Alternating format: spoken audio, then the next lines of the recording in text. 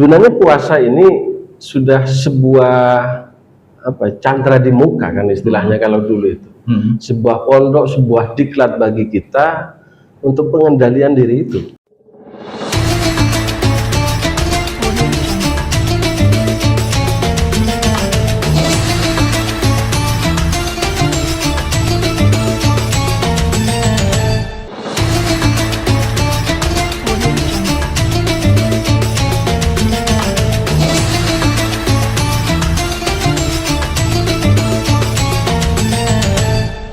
Assalamualaikum warahmatullahi wabarakatuh.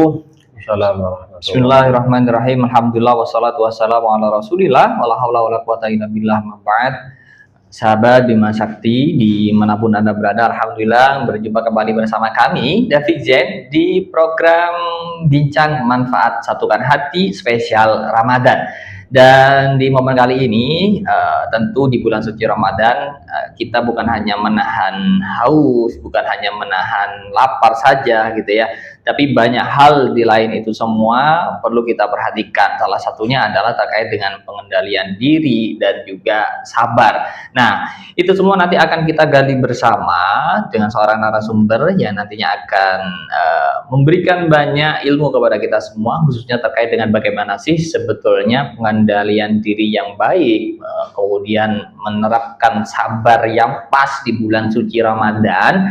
Beliau adalah penyuluh agama Islam fungsional KUA Kecamatan Yesowilangun, yakni adalah Dr. Ahmad Syaihu SHG. Assalamualaikum. Assalamualaikum warahmatullahi wabarakatuh. Sehat Pak Syaihu? Alhamdulillah. Masya Allah.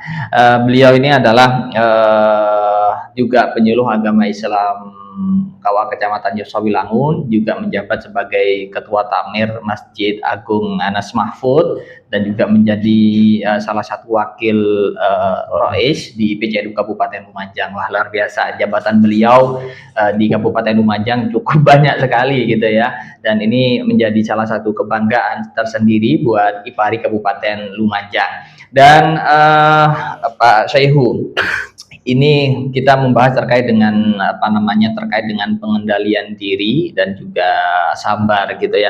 Kita tahu bahwa di bulan suci Ramadan bukan hanya terkait dengan bagaimana menahan haus, bukan bagaimana menahan lapar saja gitu kan Ustaz ya, tapi banyak hal di lain itu semua yang perlu kita perhatikan. Salah satunya adalah sabar dan juga pengendalian diri itu. Nah, kira-kira seperti apa sih gambaran atau penjelasan yang rinci terkait dengan itu semua Ustaz? Monggo. Ya. Terima kasih. Alhamdulillah wassalatu wassalamu ala Rasulillah. Wassalatu wassalamu ala Rasulillah Sayyidina Muhammad bin Abdullah ba'du. Mas David dan para kru Bima Sakti yang sangat membanggakan, sahabat-sahabat Bima Sakti dimanapun berada, alhamdulillah pada kesempatan siang hari ini saya diberi kesehatan sekaligus kesempatan tentunya bisa bersua sekalipun di dunia maya bersama para sahabat Bima Sakti di bulan Ramadan hari yang keempat. Yeah. Berbicara tentang pengendalian diri, kalau dalam Islam itu istilahnya muhajadatin nafsi, mujahadah diri. Jadi berusaha sungguh-sungguh memposisikan dirinya sesuai dengan apa yang telah digariskan oleh Allah. Nah, oleh karenanya syariat-syariat yang kemudian disyariatkan oleh Allah termasuk puasa Ramadan itu ya adalah untuk pengendalian diri manusia, di mana manusia itu diciptakan oleh Allah. Innal insana khuliqa halu'a wa idza massahu syarru jazua wa idza massahul khairu manu'a. Manusia itu memang diciptakan penuh dengan keluh kesah, medit dan seterusnya. Nah, kalau manusia diberikan kejelekan, diberikan sesuatu yang buruk, yang tidak sesuai dengan harapannya, maka dia akan berkeluh, berkesah dan seterusnya. tapi kemudian ketika ia diberikan kebaikan, maka dia medit. Apa ya istilahnya medit? Kemudian mencegah dirinya untuk seharusnya lebih baik malah tidak lebih baik. Itu manusia diciptakan dari sananya begitu. Maka semua perintah-perintah Allah mulai dari sholat termasuk puasa Ramadan ini ya agar manusia itu berusaha untuk menjadikan dirinya terkendali, berusaha dengan sungguh-sungguh mujahadah bin nafsih untuk mengarahkan dirinya sesuai dengan syariat Allah, dengan posisi tidak mengikuti hawa nafsunya, tidak mengikuti syahwatnya dan seterusnya, terkecuali yang sudah diperbolehkan oleh Allah. Itu mujahadah kita seperti itu. Oleh karenanya memang termasuk puasa ini di sisi yang lain kan Gusti Allah juga sudah memposisikan bahwa manusia itu semuanya akan dicoba. Dalam Al-Quran, وَلَنَبْلُوَنَّكُمْ بِشَيْءٍ مِّنَ الْخَوْفِ وَالْجُوعِ وَنَقْصٍ مِّنَ الْأَمْوَالِ وَالْأَنفُسِ وَالثَّمَرَاتِ وَبَشِّرِ الصَّابِرِينَ. Kalian itu akan dicoba oleh Allah bisyai'in minal khawfi, dengan sesuatu yang rasa takut. Ya takut miskin, takut lapar, takut hina, takut walju' dan lapar. Ya. Kemudian wanaqsim minal amwali wal anfusi was samarat, kekurangan harta, kekurangan makanan, kekurangan buah-buahan dan seterusnya. Wabisyir sabirin, dan berita gembira bagi orang-orang yang sabar. Nah, disinilah memang mujahadah bin nafsi, pengendalian diri itu pasti bersinergi dengan sebuah ketabahan, sebuah kesabaran. Karena kita sudah maklum bahwa hidup ini sementara dan hidup ini sebenarnya menjalani ujian, menjalani kehidupan yang sudah digariskan oleh Allah yang nantinya akan dipertanggungjawabkan di sisi Allah ketika kita kembali menghadap Allah. Artinya bahwa sebetulnya sudah ditata kehidupan manusia oleh Allah Subhanahu wa taala. Makanya kalaupun kita menggebu-gebu itu adalah naluri kita sebagai manusianya. Makanya ada konsep bagaimana kita mengendalikan diri itu tadi, dan juga konteks sabar untuk tidak terlalu menggebu-gebu dalam kehidupan ini. Nah, kalau dalam lingkup Ramadan atau lingkup puasa nih, Ustadz, kita tahu bahwa emosi dan lain sebagainya itu juga naluri manusia, gitu ya. Nah, ini kalau kita kaitan dengan puasa sendiri bagaimana nanti? Nah, makanya puasa itu tidak hanya menjadi syariat bagi kaum muslimin, bagi umat Islam, bagi umat Rasulullah Muhammad SAW. Tapi puasa itu sudah disyariatkan oleh Allah kepada pendahulu-pendahulu kita, kepada umat-umat terdahulu. Umat-umat terdahulu yang dalam tanda kutip mengikuti agama samawi itu semuanya mendapatkan perintah puasa. Hanya mungkin waktu, tata cara itu yang berbeda.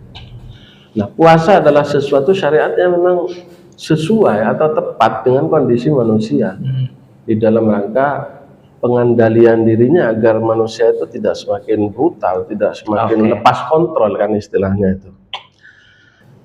Puasa itu kan mengendalikan sesuatu yang memang sudah menjadi kodratnya manusia, makan, minum, kebutuhan biologis dan seterusnya itu. Ya, itu kelas dasarnya ya, kelas dasarnya kan seperti itu. Nah, apalagi kalau kemudian kelas VIP-nya itu yang harus mengendalikan diri dari sifat-sifat tamak, dari sifat-sifat iri, dengki dan seterusnya itu.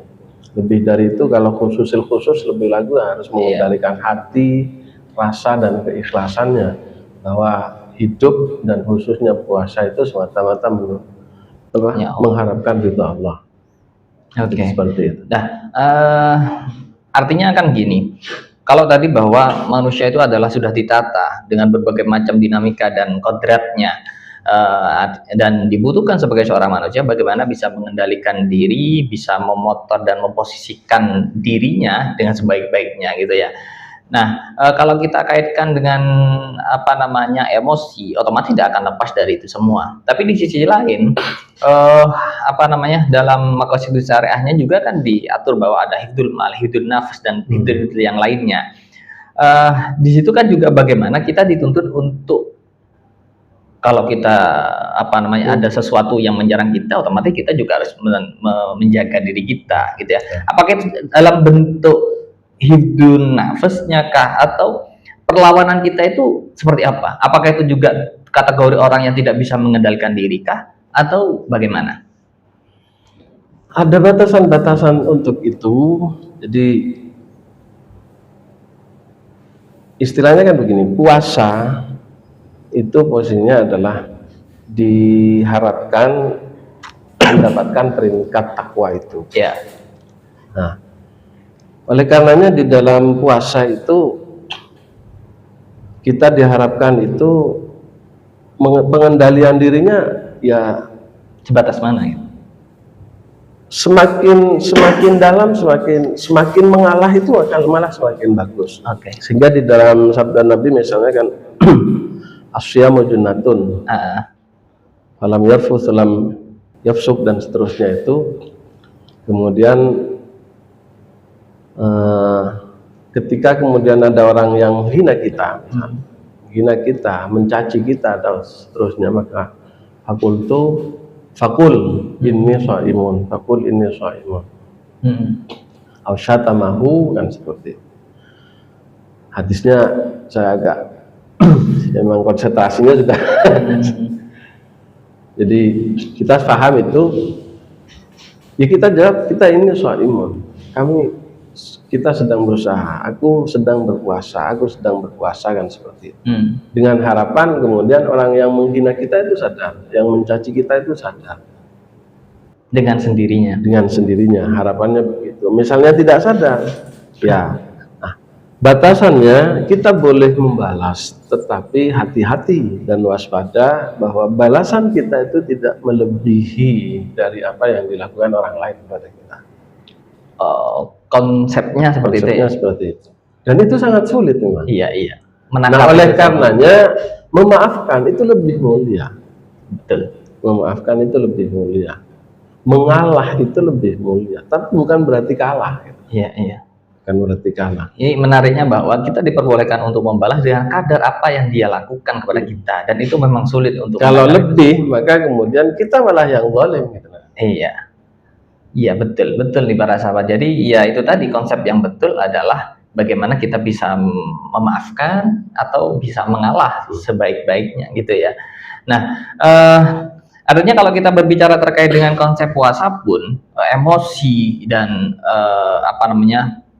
tidak bisa mengendalikan diri, itu kan dalam datiah puasanya itu tidak ngaruh gitu ya. Tidak. Tapi terlepas dari datiahnya, katanya ada puasa yang pahala puasanya yang berpengaruh kepada itu. Puasa biasa, puasa undangan umum gitu. Dengan puasanya undangan VIP atau VVIP. Ya, itu yang membedakan di situ gitu ya. Nah, dalam Islam sendiri, Ustaz, apakah memang ada tatanan bahwa ada tipskah untuk bagaimana seseorang itu bisa mengendalikan diri dengan sebaik-baiknya? Mohon maaf, kadang faktor umur atau faktor karakter seseorang itu juga bisa mempengaruhi bagaimana proses pengendalian diri seseorang atau emosi seseorang. Umur masih muda atau memang karakternya yang emosian, itu juga sulit untuk bisa mengendalikan diri. Nah, kira-kira dalam konteks Islam sendiri atau Kanjeng Nabi sendiri pernah nggak mengajarkan kepada umatnya, atau ada hadis yang menerangkan bahwa inilah sebetulnya kaifiah bagaimana kita bisa mengendalikan diri dengan sebaik-baiknya? Sebelum ke konsep yang diajarkan Rasulullah, kita kembali ke persoalan puasa. Dimana puasa, sebenarnya puasa ini sudah sebuah candra di muka kan istilahnya kalau dulu itu. Sebuah pondok, sebuah diklat bagi kita untuk pengendalian diri itu. Iya. Nah, sehingga diharapkan dengan berpuasa bisa mengendalikan diri. Jadi gampangannya kan begini, kalau orang perutnya kosong itu memang pengaruhnya cukup besar dengan pikiran yang macam-macam, termasuk biologisnya akhirnya juga soft gitu loh. Emosinya akan soft dan seterusnya. Bukan berarti kemudian lemah, bukan berarti. Tapi teman saya itu kalau lapar tambah emosi. Nah, disinilah kembali kepada posisi kalau lapar itu tambah emosi berarti niatnya yang keliru. Artinya puasanya tidak betul-betul berpuasa. Artinya bukan berpuasa itu, tapi ya lapar gitu loh. Iya. Lapar saja, artinya mungkin lapar tidak menemukan sesuatu yang akan dimakan, akhirnya jadilah mencuri, jadilah membegal, jadilah merampok, itu beda. Iya. Jadi lapar karena memang sesuatu yang memaksa dia untuk lapar. Dengan lapar memang diniati puasa karena mengikuti perintah Allah, itu pasti beda. Iya. Nah, itu persoalannya di situ. Nah, di dalam Al-Quran juga kan begini, wasari'u ila maghfiratin min rabbikum wa jannah wa jannatin arduha as-samawati wal ardu u'iddat lil muttaqin. Dan bersegeralah kalian kepada maghfirah Tuhanmu, ampunan Tuhanmu, dan sorga yang seluas langit dan bumi, yang dijanjikan kepada orang yang bertakwa. Hasil dari puasa adalah menuju takwa. Yang dijanjikan Allah adalah takwa. Nah, disinilah kemudian takwa itu seperti apa? Satu contoh kriteria di dalam Al-Quran itu alladzina yunfiquna fis sarra'i wad dharra, orang-orang yang senantiasa siap berinfak, siap berjuang, siap menyampaikan, memberikan kelebihannya dalam keadaan mudah, krisis, maupun ibaratnya kalau pedagang dalam keadaan laris maupun paceklik maupun tidak laku dan semacam, tetap istiqamah infak. Iya. Wal kadhiminal ghaidh, dan orang-orang yang mengendalikan amarahnya. Wal kadhiminal ghaidh wal 'afina 'anil nas, dan orang-orang yang memaafkan sesama manusia. Nah, pengendalian diri itu tidak hanya sekedar mengendalikan amarah, tapi termasuk memaklumi orang lain. Nah, ini satu kesatuan yang bersinergi. Orang itu mampu menahan amarahnya ketika dia maklum dengan orang yang, satu contoh begini, ada anak kecil yang kemudian melempar kita. Kita maklum, oh anak kecil, kan tidak marah. Iya. Bisa mengendalikan diri. Bisa mengendalikan diri. Iya. Tidak memaafkan karena anak kecil maklum. Karena maklum itu tadi. Wal 'afina 'anil nas. Nah, tetapi kalau kemudian orang dewasa melempar kita, kira-kira beda. Nah, padahal kalau kita juga mau sadar, dah sopo. Nah, paling ngomong 11:30. Misalnya memaklumi begitu kan tidak akan marah. Nah, ini satu kesatuan. Maka penting menurut saya positive thinking. Berpikir positif itu penting. Sekalipun mungkin hantaran-hantaran yang ada di lapangan itu tidak menghantarkan ke sana, tapi kita coba membangun husnudzon. Dan itu sebenarnya yang diperintahkan Allah itu husnudzon. Apapun bentuknya, ketika kita tidak betul-betul, dan kita juga bukan hakim kan, bukan orang yang mengadili, bukan penyidik. Lalu kemudian kita malah mencari kesalahan orang lain. Lalu kemudian kita harus suudzon. Lebih bagus kan kita suudzon. Bukan tugas kita kan untuk mencari kesalahan orang lain. Allahu yuhibbul muhsinin, itulah konsep. Allah senang dengan orang-orang yang senantiasa berbuat baik, husnudzon dan seterusnya. Seperti yang Jenazah sampaikan bahwa meskipun lingkungan atau sekitar tidak mendukung untuk kita berbuat atau melakukan husnudzon kepada seseorang, ini kan tapi dituntut bagaimana kita tetap husnudzon gitu ya. Nah, ini gimana untuk bisa mengatur ritme pola pikir kita, mengatur hati kita untuk senantiasa terus positive thinking kepada orang lain, ya meskipun dia terus negatif kepada kita, dan lingkungan pun juga tidak mendukung untuk kita tetap berpositif thinking kepada dia. Nah ini memanage hati, memanage pikiran, ini kira-kira seperti apa? Landasan dasarnya dan sandarannya Allah wa Rasulih. Karena kalau kita berlandaskan, berdasarkan, bersandarkan kepada manusia, maka kata pepatah Arab itu ridwan nas wa ibatul kubra. Tidak mungkin manusia di sekitar kita itu semuanya suka dengan kita. Pasti ada yang tidak suka. Maka luruslah di jalan Allah dan Rasulnya. Itu saja sebenarnya konsepnya. Selesai ya. Iya selesai, karena kalau kita kembalikan semuanya kepada Allah kemudian kembalikan kepada Rasulullah, selesai. Iya padahal sesimpel itu. Padahal gitu sesimpel itu nih para sahabat Bima Sakti. Tapi kembali lagi bahwa memang manusia itu diciptakan dengan bumbu, dengan racikan yang seperti jenengan sampaikan, ada emosi, halua, jazua, manua. Itu racikannya memang sudah seperti itu. Halul khotok manisya dan terus. Ya itu kan. Terus gimana? Ya tidak usah gimana, sudah kembalikan kepada Allah Subhanahu Wa Taala.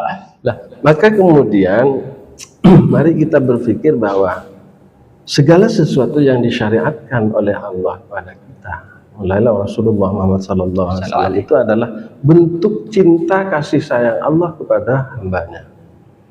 Karena kita dengan sholat, dengan puasa, dengan haji, dengan zakat, dengan sunnah-sunnah yang lain itu kemudian kita itu diharapkan menjadi orang yang bertakwa. Jadi orang-orang yang benar-benar mampu mengendalikan dirinya, hidup dengan nyaman, dengan iman, nyaman, aman, sentosa, selamat dunia akhirat, kan seperti itu. Nah, poin daripada takwa itu sendiri nanti otomatis orang itu bisa mengendalikan dirinya dan sabar gitu ya. Nah, kemudian ketika ada seorang muslim yang berpuasa tapi output dari puasa tidak bisa melahirkan ketakwaan yang lebih daripada tahun sebelumnya, ini siapa yang dikategorikan salah, atau apa yang perlu diperbaiki dari orang tersebut dalam proses dia menjalankan ibadah puasanya atau proses-proses ibadah-ibadah yang lain pada saat bulan suci Ramadan yang pada akhirnya tidak bisa melahirkan ketakwaan yang lebih baik lagi dari tahun sebelumnya. Kira-kira seperti apa? Ya, ketika kemudian lampu itu tidak bercahaya, ya perlu kita lihat kabelnya. Kira-kira setrum itu posisinya nyambung enggak sampai ke lampu ini. Artinya pertama kan begini, ibadah apapun niat menjadi satu yang utama dan pertama, yang sangat urgent dan sangat penting. Karena istilahnya kata Rasulullah, innamal a'malu binniyat wa innamal likulli imri'in ma nawa, faman kanat hijratuhu ila Allah wa rasulih fa hijratuhu ila Allah wa rasulih ila akhiril hadis. Nah, kadang-kadang begini, di puasa ini memang ada perbedaan dengan ibadah-ibadah yang lain. Kita itu malah setelah tarawih itu diajak bareng-bareng untuk berniat puasa. Nah, dengan posisi yang seperti itu niat kita itu tidak dimasukkan dalam posisi riya, pamer dan seterusnya, enggak. Bahkan orang-orang yang bersama-sama niat setelah tarawih itu posisinya tidak ada yang merasa bahwa dia memamerkan besok akan puasa, enggak ada. Tapi kalau sholat mungkin ya. Sampai ngimami sholat tarawih itu koyok yoyo gitu. Meskipun sama-sama hal yang sampai akhirnya baca Fatihahnya bingung. Baca suratnya bingung. Meskipun sama-sama hal yang wajib gitu ya. Tapi itu niatnya lah ya, niatnya. Tapi puasanya itu sulit untuk dibaca. Apakah orang ini benar-benar berpuasa atau tidak besoknya itu sangat sulit. Tapi kalau orang yang sholat niat sholatnya jelas, Iya. cuman tingkat keikhlasannya seperti apa itu nanti. Nah, disitulah kemudian menjadi penting. Seseorang berpuasa apakah karena ikut-ikutan, apakah memang betul-betul karena iman, karena mengikuti perintah Allah dan seterusnya. Sehingga dengan begitulah kemudian kan, kalau hanya ikut-ikutan ya seperti itu tadi, tidak akan ada asar, tidak akan ada bekas. Karena bahkan bisa masuk kepada orang yang hanya mendapatkan lapar dan dahaga. Tapi bukan berarti tidak dapat apa-apa ya.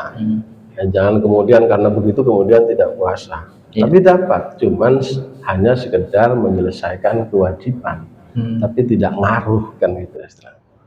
Oke, jadi apa namanya para sahabat Bima Sakti ini seperti yang disampaikan oleh Ustadz Dr. Ahmad Syaihu, bahwa memang terlepas daripada racikan kemudian apa namanya komposisi yang ada di dalam pembentukan manusia itu sendiri yang berbagai macam, ada amarah, emosi dan lain sebagainya. Di sisi lain bagaimana kita bisa memanage itu semua agar senantiasa sandarkan aja kepada Allah Subhanahu wa taala, agar senantiasa kita lebih yaitu tadi ayem dan karena memang betul ya tadi. Kalau kita semuanya akan kembalikan kepada Allah Subhanahu wa taala, apa namanya berbagai macam keadaan apapun kita, ya lebih ayem aja wes. Ya berarti takdir pangeran. Ya ini ya wes berarti ini jatai dan lain sebagainya. Memang lebih ayem ke situ. Tapi kembali lagi bahwa apakah memang karena kalau faktor tanda kutip yang sifatnya duniawi itu sulit untuk kita kendalikan ke sana. Jadi yaitu tadi apa namanya terlalu menggebu-gebu, kemudian tidak bisa menerima karena lagi-lagi adalah sifatnya duniawi. Tapi kalau masalah sholat, ya wes aku sholatku semini aja. Jadi kalau hal-hal yang positif itu tidak disandarkan, tapi kalau hal-hal yang negatif ini menggebu-gebunya luar biasa. Nah ini kira-kira bagaimana tak? Nah inilah sebenarnya kan sebuah kesadaran Ya. yang disampaikan oleh Rasulullah kepada kita melalui dawuhnya kepada Sayyidina Ali. Sebenarnya kita tidak akan pernah terlepas dari 3 hal. Bahwa kita hidup itu dengan penuh kenikmatan yang diberikan Allah kepada kita, dan kita sadar sadarnya bahwa hidup ini sementara dan diklat, tempat diklat. Nah, hanya bedanya begini. Saya seringkali menganalogikan begini.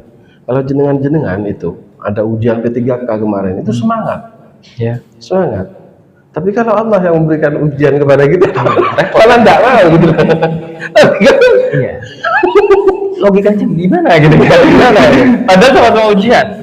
Kita sadar sebenarnya bahwa hidup ini adalah sebuah ujian.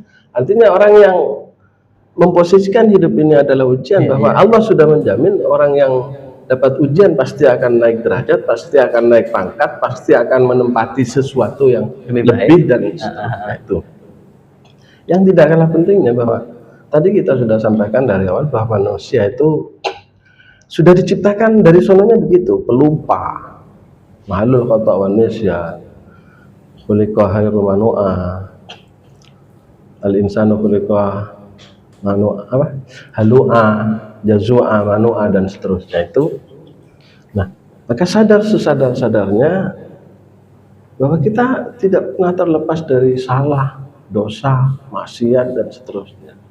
Maka kata Rasulullah, man an'amallahu alaihi fasyakara wabtalahu fasabara wa asa'a fastaghfara dakhalal jannata min ayyibin sya'at.